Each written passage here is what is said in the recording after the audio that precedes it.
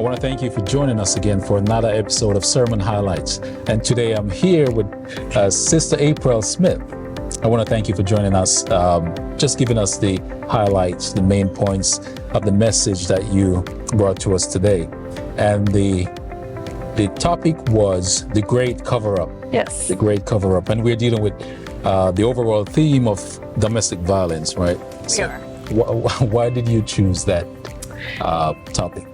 Because domestic violence is something that happens to a lot of people every day, but we don't hear enough about it and we don't talk enough about it. Yes. And so in that sense, it's covered up. It's treated as if it does not exist when in fact it does, to the point that we need to be having this conversation every day in all different environments, church, school, work, so we can bring awareness to. Right. And you mentioned as well within your sermon that, and this was kind of shocking to me. Okay. Because you said 1 in 4 women. Okay. 1 in victim 4 of women. Domestic violence within the church. And it's higher for Black women, because almost 50% of Black women experience domestic violence at some point in their life. Wow.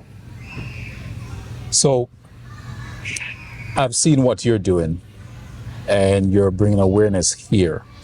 But what can we do, as a layperson out there, what should we do or what can we do to get involved in this? So within our house, we can first start with our young, teaching them how to treat each other, teaching our young boys how to treat young ladies, and treating young ladies how to respect themselves and love themselves and not accept that type of treatment. But then we can also just go out and educate and make more people aware that this problem exists. Here are the signs of what abuse looks like. If you're experiencing this and this, you might be in an abusive situation, because some women don't even know That's true. that they're in an abusive relationship. And so really helping them understand what abuse looks like. Yes. I shared also that our college young ladies, when they go off to college, that age range, I think 18 to 35 years old, 1 in 4 experiencing domestic violence as well. And so making our young, just women, just aware, aware not only what it looks like, but aware of the situations that they might find themselves in, or to try to avoid situations that might lead to abuse. Yes. You said something during your message or your sermon today that I was like, You said that we should also help the perpetrator, not only the victim. Why would we want to help someone who's being abusive to us? Yeah. So what's interesting, as I was speaking, that was literally something that popped in my mind. I didn't have that on paper, but it dawned on me that we're providing help, or we're talking about helping the victim, but the abuser needs help too. Help in a sense of, there may be things that they're dealing with in life that they don't know how to manage. Yes. Perhaps they're just going through a hard time, and as a result, they're acting out in anger and violence, and now this is showing up in their relationship.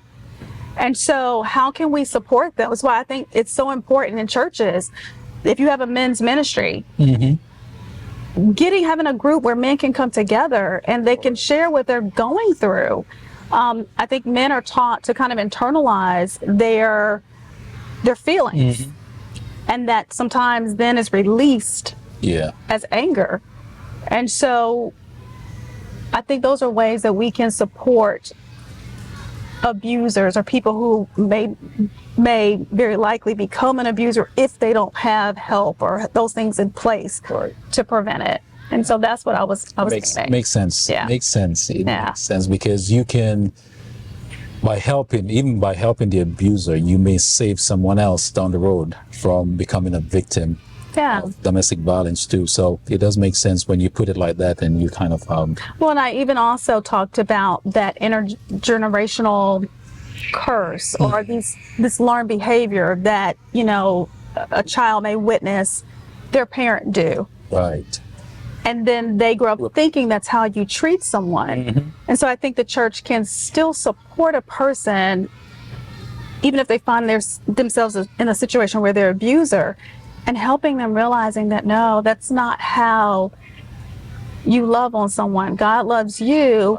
We need to love our spouse or our partners in that same manner. Yes, yes. So teaching them what that looks like. I must say what you're doing is, oh man, I'm telling you, we need this. We need this. You're bringing awareness. You came all the way here from North Carolina? North Carolina. North Carolina.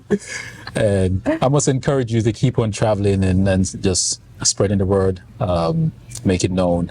And as you mentioned before, sometimes we're in a relationship and we don't even realize how abusive that relationship is until we hear it from someone else and say, hey, look at it this way, you know. So, Sister Smith, I want to thank you. Yes, thank you for having me on. It's been a pleasure to be with you all today. All right. We love to have you again. Yes, thank you. All right.